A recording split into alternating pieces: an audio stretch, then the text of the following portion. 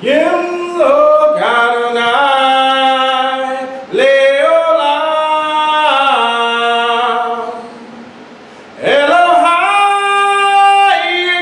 Zio Ledo Wado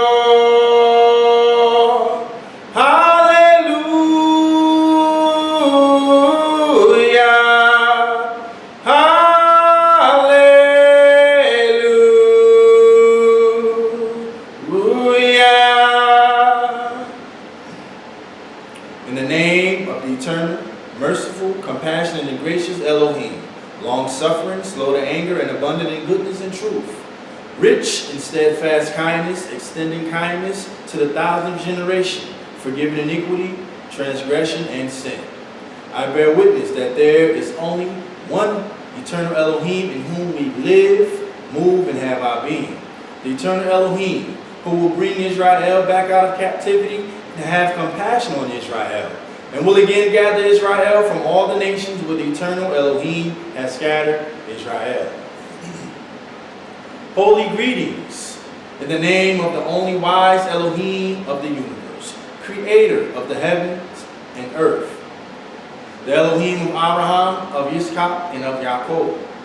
Heaven and earth bear witness to the words of my mouth and the meditation of my heart, that there is no Elohim but the eternal, and that Chief Rabbi Wickwood Arthur Matthew of blessed memory, the messenger who in 1919 founded Commandment Keepers, Ethiopian Hebrew Congregation of Living God, Pillar and Ground of Truth, also known as Commandment Keepers, Ethiopian Hebrew Congregation, Beth Hatzefelah Headquarters, also known by many other names, collectively Commandment Keepers, one entity, not two. On this beautiful day at the synagogue located at 225 East Kinney Street, Newark, New Jersey, we greet you in Hebrew, the ancient tongue of our ancestors. Shalom Aleichem, peace be unto you. It is customary among Israelites to read a weekly portion from Bible or Torah. The study of Torah is paramount. Without Torah, man cannot know Elohim's will. With Torah, man can penetrate the wisdom of the Creator himself.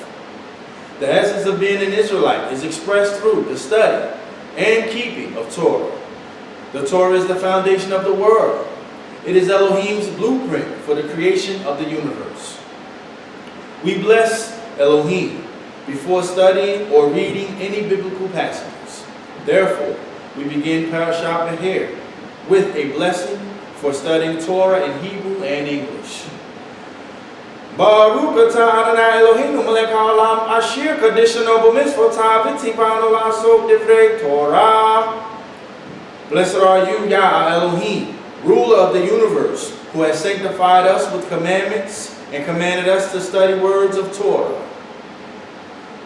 In the tradition of Rabbi Zechariah Halevi ibn Abraham of blessed memory, I would like to begin Parashat BeHar by saying these words. I rejoice when they say unto me, let us go into the house of Yah. Our feet now stand within thy gates, Jerusalem. Torah, or Bible. It is a tree of life for those who grasp it. Its ways are ways of pleasantness, and all its paths are shalom. Lifting days are at its right, and at its left are wealth and honor. The eternal desire for the sake of Israel's righteousness, that the Torah be made great and glorious. Parashat BeHar in Hebrew means on the mountain. It is the 32nd weekly Torah portion of the annual Israelite cycle of Torah reading.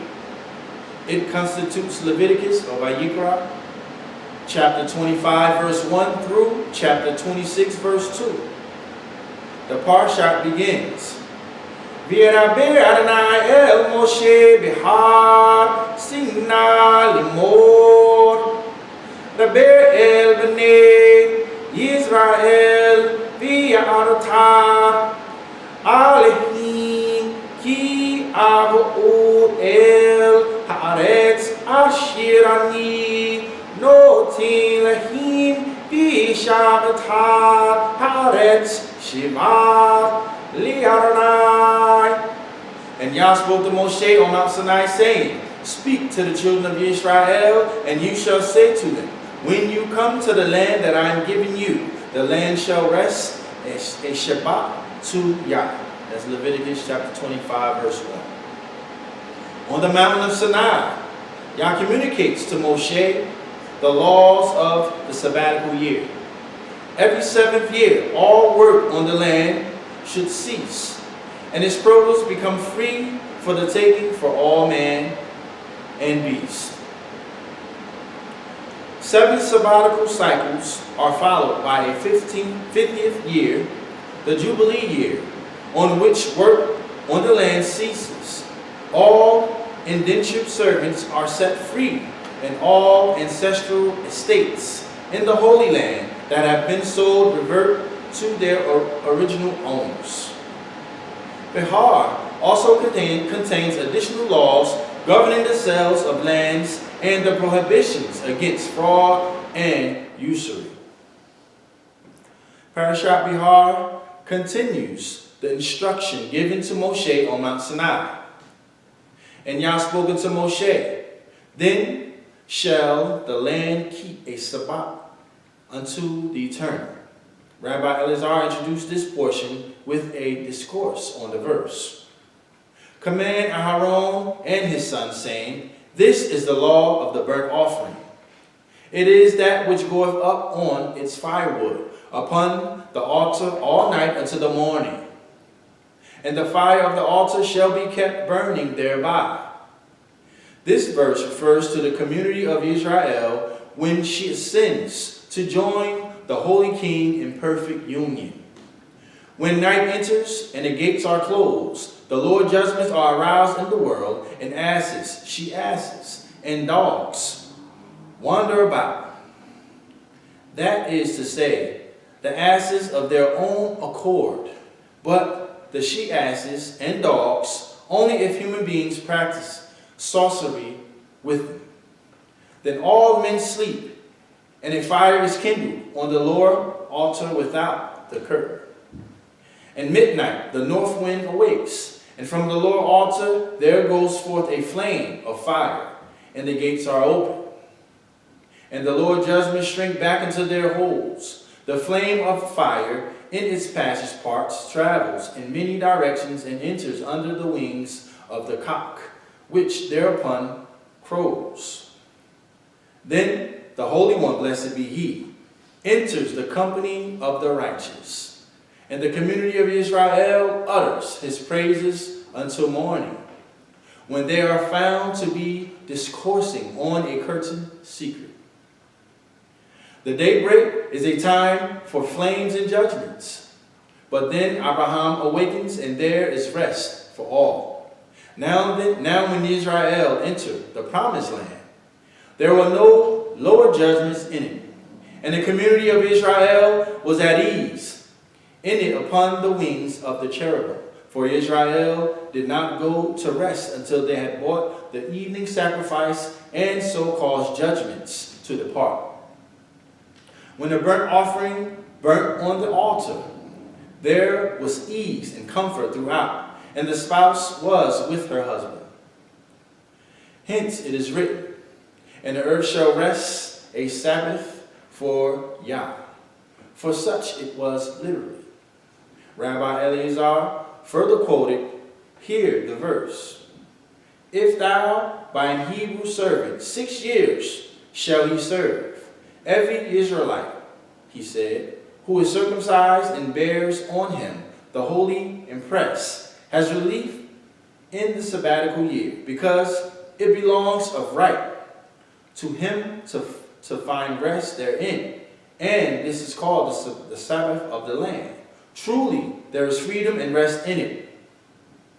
As the Sabbath is rest for all, so the sabbatical year is rest for all, for the spirit and the body. Observe that the letter He in Yod He Wah He denotes rest for higher and lower. The letter He in Yod He Wah He for the higher and the lower for the lower.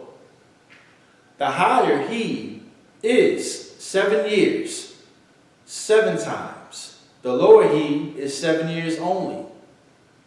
The one is a sabbatical year, the other is a jubilee. And when he closely scrutinized, both are found to be one. In this rest of the land, slaves are also required to partake. Hence, it is written, in the 7th year, he shall go out free for nothing. What is it meant by for nothing? The words have the same inner meaning as in the verse. We remember the fish which we did eat in Egypt for naught. That's Numbers 11:5. That is to say, without pronouncing a blessing, for in Egypt the yoke of heaven was not upon them. What is the yoke of the kingdom of heaven? Just as an ox is put under a yoke, under that it may be of use, and otherwise it never does any work, so a man must first accept the yoke and then perform religious service. And without it, he will not be able to serve Yah. This yoke will not rest upon one who is subject to another, and therefore slaves are exempt from this yoke. They are exempt from all the rest of the religion, and therefore Israel ate in Egypt for nothing. Here too the slave shall go forth to freedom, although so far all that he did was for nothing. Without the yoke of heaven, and he shall have rest. Later, when he is free and has rest, he received the yoke from the place which brought him forth to freedom. And if a man refuses to go forth to freedom, he imparts that the place, since he leaves the yoke of the kingdom of heaven and accepts the yoke of a master. Therefore, his master shall bring him to Yah, to the place which he impairs, and brings him to the door of the doorpost. Since this place is the gateway to the higher world, and since he was minded to impart that place, a blemish is left in his body, as it is written, and his master shall bore his ear through. And since Israel at Mount Sinai placed doing before hearing, therefore hearing is attached to this sabbatical year. It is written, 6 years thou shalt sow thy land, and in the 7th year thou shalt let it rest, etc. Why so? That the poor of thy people may eat? For the poor are attached to that place, and therefore let them eat. Hence, he that loved the poor brings peace to the community of Israel, and increases blessing in the world, and brings joy and strength to the place which it is called righteous, that it may pour down blessing on the community of Israel. Therefore, the community of Israel trusts in Yah and do good, dwell in the land and follow after faithfulness. Psalm 77:3. Happy is he. Happy, he said, is the man who does good with what he has, because he aroused good for the community of Israel, to wit, with righteousness. Hence it is written, righteousness delivered from death. Why so? Because righteousness is the tree of life, and it rouses itself against the tree of death, and takes those who are attached to it, and delivers them from death. And what rouses it to do so? You must say the charity Zedekah, which that man does, as it were, he performs Zedekah above also. Happy are those who guard the precepts of the Torah. All Israel have a share in the world to come. This is Rabbi Dawid Yaakov Halevi from the Commandment Keepers in North New Jersey. We welcome you to come and visit Commandment Keepers at 225 East Kinney Street, North New Jersey, every Saturday morning at 9:30 a.m. Shalom, shalom.